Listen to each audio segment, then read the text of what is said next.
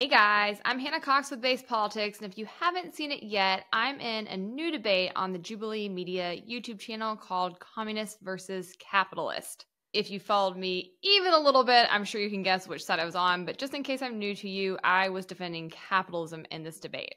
Video's already got over 250,000 views on YouTube, and there are a ton of comments and questions and various angles that I want to address, as well as maybe spill some tea. So join me as we dissect a few things that didn't make it into the video or things that I want to follow up on. I think in scrolling through the comments, the top critique I'm seeing is that this debate was a hot mess. And yes, it absolutely was. Believe it or not, it was even more chaotic behind the scenes than what made it into the final cut. I've seen a lot of people saying they wish there was a moderator, they wish there was more structure, they wish there was more fact checking, and you know what? Same to all of the above. This was the first time I appeared in a video for Jubilee, and from my understanding, some of their videos do have more structure. This was under their series Common Ground, and I think they really wanted to just hear people talk and go back and forth, but I have to agree with many of the commentators that this type of subject does not fit well for that kind of structure. Instead, what you see is what we experience, which is people talking over one another, points not being followed up on. I found it really hard to even get cohesive thoughts across. And this is something that as a woman in debates, it's always something you have to think about anyways, because if you push too hard to make your voice heard, they're going to say you're shrill, that you were annoying, that you were pushy. But if you don't, you oftentimes get talked over. I think I actually handled the situation really, really well. I'm pretty proud of how I stood my ground and did get points across, but it was quite difficult in this environment. Now, one of the other participants, Malumbo, is getting absolutely taken to task in the comments for how he handled this structure. And he did talk a lot. He talked over people. He frequently shut the opponents down. He would change the subject when he didn't like what was being brought up or couldn't answer it. And I'm not going to lie, I found his style very annoying and difficult to really have a conversation with. But for the record, I don't think Malumbo was in any way targeting me. I've seen a lot of people coming to my defense. I appreciate that. For the record, Malumbo and I walked away as friends, and we have absolutely no animosity between us. I really just blame the actual production more than anything for that style. But there were some clips where I'll admit it was pretty condescending how things were handled. I appreciate the emotional examples, 100%. It's not emotional. You can talk to the No Borders Sovereignty organization that works to get healthcare professionals out of there. You're like the nicest person in this room. I would hope you let me finish my point, then I'll answer. I got please go. Well, They told us at the beginning of the production that nobody should try to act as the de facto moderator, that really wouldn't play well, and it's not what they were going for. And I think he just did fall into that role, and it really didn't come across very well for him. But I want to be clear, while I didn't find Malumbo's style personally offensive, I'm perfectly capable of sticking up for myself and interjecting when I need to. I did find his tactic of ensuring Bunny on the other side got to speak, or that we moved on to another topic when they actually were poised with a really solid question and they couldn't answer it, to be highly annoying. If the pharmaceutical industry specifically is nationalized, how does the state set prices effectively? Before you get into that point, did you want to say something? The whole point of a debate and why you need a moderator is that people need to have their feet held to the fire and actually have to confront real holes in their arguments. And because of the structure, that simply did not happen. Hannah. More than anything intervening in the free exchange of buying and selling. There are companies, right? Why does slavery predate capitalism by thousands of years? Yeah. It's a part of capitalism. Why does it predate it by thousands of years? No, that's actually a great point. I'd like to hear that answered. Let's move on that because it's a hot topic. It's too spicy. No, it's not too spicy. And probably more important than all of these critiques I have for the structure is the fact that we couldn't even agree on basic terminology for the things we were there to discuss so that we could have a debate. If you watch it back, I'm sure you'll notice that the people on the communist side of the panel spent most of their time critiquing the US government. As Cam, who was on my team, said, we do not need to defend the US government to defend capitalism. I tried multiple times throughout the 2-3 hours that we were actually filming to set definitions or to at least explain the difference in economic systems and political systems. Most actual systems that are communist, if we're going to debate this. Define socialism to me, it feels as very demeaning. Wait, are we doing communism? How do you define it then? Because I'm hearing things called socialism that aren't. Most of that did not make it into the final cut, so let me explain here. Capitalism is an economic system that at its base is simply defined by the ability to freely buy and sell goods and services in a market. And the more the government interferes with the buying and selling of goods and those personal decisions that people are making, the less capitalistic a society is. Here in the United States, we actually have a ton of government infringement into our market via regulations, corporate welfare, selective tax breaks, all shades of cronyism that true capitalists reject. And where I think the actual middle ground would be between communists and capitalists, if we could have really gotten down to that in the discussion, would be that we disagree with those things. We all think those things are really wrong and perverse and corrupt. Cronyism does lead to oligarchies. It does lead to a certain number of people having a lot more control over the society than the rest of the people. It leads to inequality. It's unfair. And because I think so few people understand economics and understand public policy, there is a real perception that when these things occur in our society, that they are the result of capitalism. And in reality, they are the result of big government. A big government, again, that is consistently putting its thumb on the scale in the market. And that's why most would say the United States is not truly a capitalist country. We are a mixed economy. It's also why you see countries like Sweden and Finland actually rank higher on the Economic Freedom Index than us, which means they have economies that are more capitalistic, which means the government is interfering in them less than in the United States. This is why it was so essential that we did have a common definition for terms before we began to debate. Instead, what we saw were the communists critiquing the US government for these practices, and then the capitalists agreeing with them, but pointing out that's not capitalism. I understand why they might have wanted to do this, because it's a lot easier to attack the United States government than it is the actual economic system of capitalism. And this is actually the major difference between capitalism and communism. Capitalism does not need much of a government to exist. I would argue that all you need is a national defense to protect a country that's capitalist, because it's going to become very rich and that's going to make invaders start looking at it twice. But that national defense does not need to look like what the United States does. It just needs to be in place if we're actually existentially attacked. You need to have a court system to uphold contracts and agreements that people make. And then you need to have some kind of policing and prison system so that those who try to attack or harm other people's property or their personhood are apprehended and removed from society. And that's it. You don't need any other bit of government to function. And that's because capitalism is not only natural, it's psychologically correct. Capitalism looks at human nature, which is selfish and greedy, and it says, you know what? We need to restrain these impulses because humans are fallen, and there's no such thing as a society where that can be changed.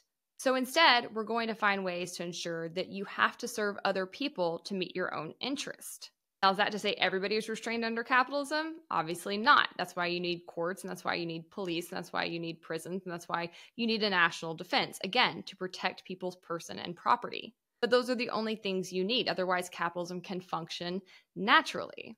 Communism, on the other hand, is so against human nature, is so against absolutely everything in our fiber of being that you need a lot of control, a lot of force to make it happen. A lot better for all the people who are working jobs that are not, I guess, tech, basically. So I make content, which means that I work a lot of hours and I don't get paid the same amount as a soft dev. So I think it would create more creativity in certain creative industries, artists. If you make a bigger pie, everyone gets a bigger slice. Yeah. It is so childish to think that if you were to take a society and just say, here, you all get equal things. Now, you shouldn't be greedy. You shouldn't be selfish. You shouldn't try to cheat and get ahead. And you should all just want to do whatever job you're assigned and have no rational self-interest or other things that you might want to pursue. And everyone's just going to get along and there won't be any violence or stealing. It's childish. It is a childish philosophy. And we've seen that in practice. Every time communism has been even attempted, it has led to mass death, to destitution, and to a ton of corruption. The reason I, as a capitalist, can say that criticizing the US government is different than criticizing capitalism is because I, as a capitalist, don't want the US government to be as it is currently, don't need it to be as it is currently, and would actually say that it is impeding my way of thinking and what I would like to see happen in its actions. Communism, on the other hand, cannot be divorced from the centralized authorities that run their countries because they are an essential element in their school of thought. And what I think is so interesting when you hear communists criticize US government and all of its flaws is that they don't take that to its logical conclusion. They want to ultimately give a centralized authority complete control of a country, Whereas I, as a capitalist, would say that the government should be extremely limited, much, much smaller than it is right now, have much less authority, and that's the only way that you're going to ultimately end the corruption that's happening within the government and within the crony corporatist sector of the market. This is where I think the communism argument really breaks down, because they'll criticize all of these flaws within a government, how corrupt it is, and then they'll ultimately want to give it centralized control over everything. Whereas we as capitalists are much more realistic and say, look how many problems there are with a big government, look how much corruption there is. The only thing we can do to restrain that is to make it extremely limited, take away its power, and prevent it from being able to influence the market. That's the only way you cut down on things like our endless wars, like our massive prison population, and like, yes, our very crony corporatist sector of the market that we currently have. Okay, let's hit a pause there and jump back into some of the comments, because there are several other random tangents I want to address that came up quite a bit. First and foremost, I saw a lot of people questioning why Bunny, one of the communists, was there. And I'm not going to lie, she was a very sweet girl, but I had the exact same thought throughout the entire day. There were just so many things she said that did not add up. One that I think is important is, where do women want to live? Well, definitely not here. Okay. She really was not very astute in her arguments or in economic theory whatsoever. It really came down to one of two things, in my opinion. She was either there solely to get more followers and clicks, or her family's in danger in China and she needed to come say positive things about the Chinese government online to get more favor. It has to be one of the two. Another comment I saw over and over was that the capitalists were dressed so much better than the communists. And look, I don't like ever using people's looks to win an argument. I fully think I could show up in sweatpants at that set and have won just as handedly. But it is interesting how stereotypical we all really did look. Like, if you couldn't have cast us better, I guess. We all came kind of in like business casual, and the communism team came much more casual. So I did think that was funny that people noticed it. I don't know. I do think it says something about our worldview, though. You know, I think that as a whole, I've not really met many communists who are thriving and super successful, and that tends to also correlate with how they present themselves in professional environments. Another thing I saw mentioned ad nauseum was how many random tangents were brought up. And trust me, guys, this was every bit as annoying on set. It would be like we were finally making traction. We were finally getting somewhere in the debate. We were starting to really, dig into the weeds. And then some other contestant would just say something totally random and derail the conversation. Or they would just like cut the segment and have us get up and reset. It was very frustrating. Another thing I've seen come up a lot, actually, from some of the participants even, is the editing. I'm pretty annoyed at this, I'm not going to lie. I was quite worried about appearing in this kind of video because I know a lot of people in reality TV. I'm quite aware of how easily you can be edited to make you look bad, to have things you said, mashed up with other things you said later to create a whole new sentence. So I was a bit afraid of that. I wasn't going to get access to the full reel once everything was filmed, but I was very pleasantly surprised. I don't think they took any cheap shots. I really don't even feel like they edited that much at all.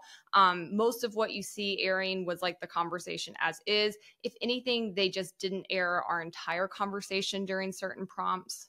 They left certain prompts out. Like, it seems like they really did just edit for time and not for content whatsoever. I've seen in the past 24 hours some of the participants on the communism side trying to claim that the reason they looked bad or the reason that they lost the debate, which everybody agrees that they did for the most part, is because of the editing. I simply don't think that that's accurate at all. I think we just actually won the debate. And if anything, I would say the production company didn't do enough to fact check some of the absolutely crazy, insane things that they said during their arguments. Like, one of the guys literally said China eliminated poverty. I can't. Okay, this next comment that came up over and over is probably the funniest, and I have to own it. A lot of people noticed that you could hear my heartbeat whenever I was being asked certain questions, and yep, that definitely was my heartbeat. Now, here's the problem. One, I get kind of revved up in debate, so I'm sure my heartbeat was like pumping faster. But more importantly, I have had this beef with women's clothing for some time, and I tell like my producers about this all the time, but now I'm going to put it out there in the ethos. So if any fashion designers hear this, please listen to me.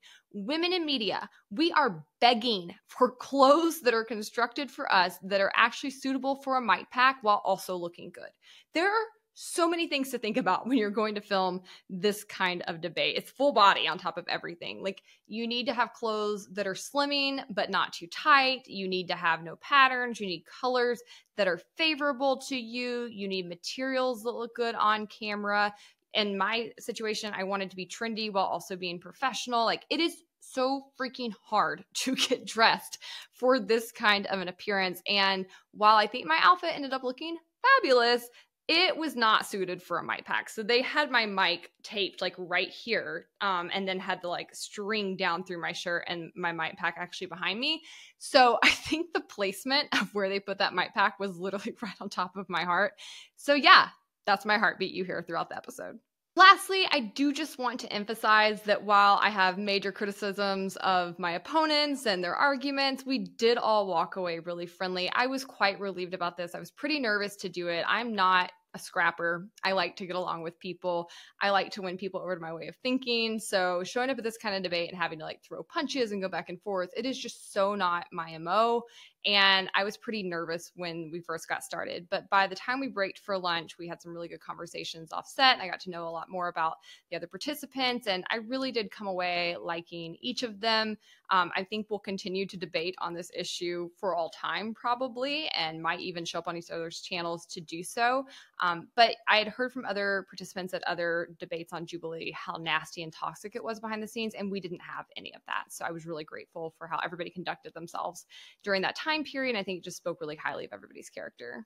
Okay, now a few things that I wanted to respond to on set and never got the chance to. But I do think capitalism is more pessimistic versus communism more optimistic. In an ideal state, if everyone actually worked hard and they wanted to contribute to a society to make it better, I think communism would work. This is yet again an example of how delusional communism is. Because everybody doesn't just like each other and want to get along. You have to ignore everything we know about psychology and human nature to make that even a suggestible idea.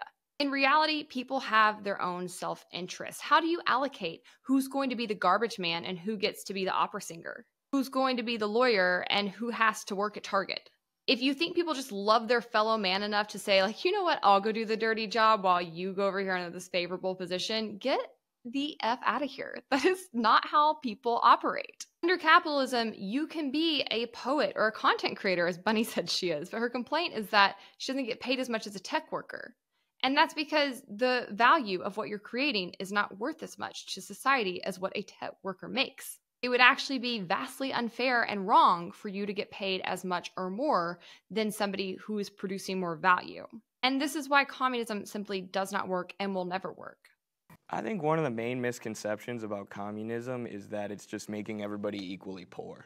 When Marx and Engels wrote repeatedly that the first step under communism is increasing the productive forces. In the US, over 80% of our population is living paycheck to paycheck.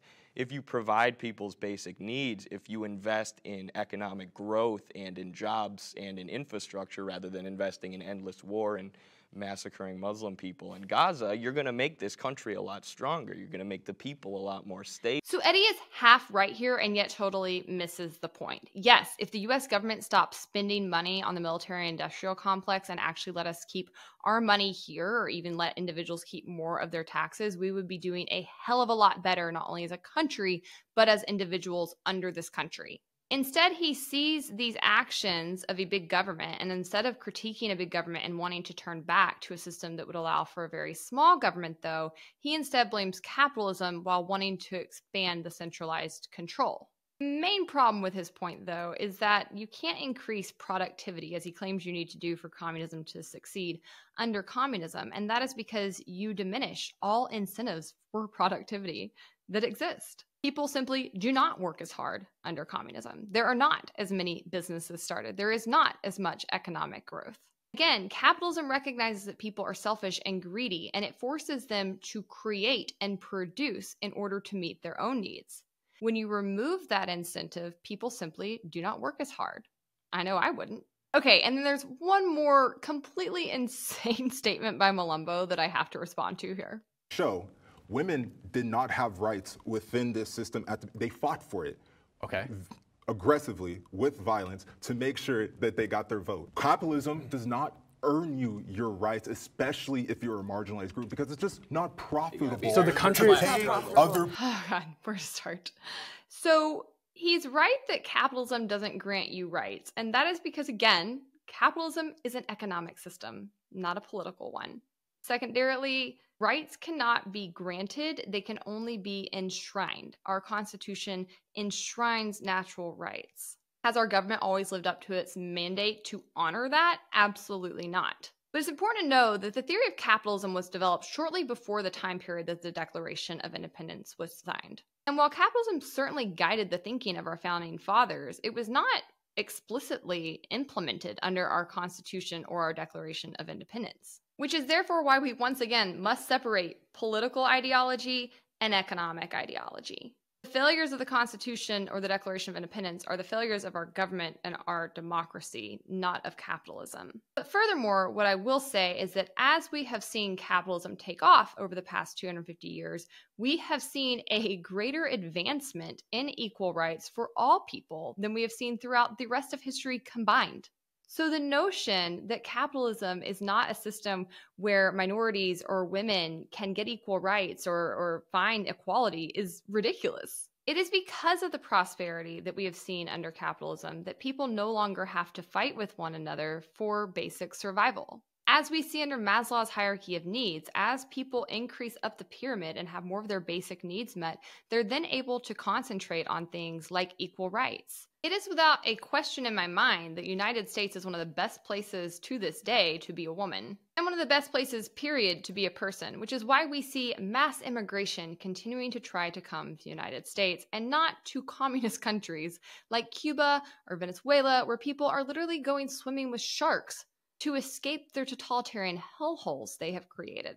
There were so many other comments throughout this video I would love to have the time to respond to, but in the meantime, let me know your thoughts, what you thought the most interesting moments were, and until next time, stay based.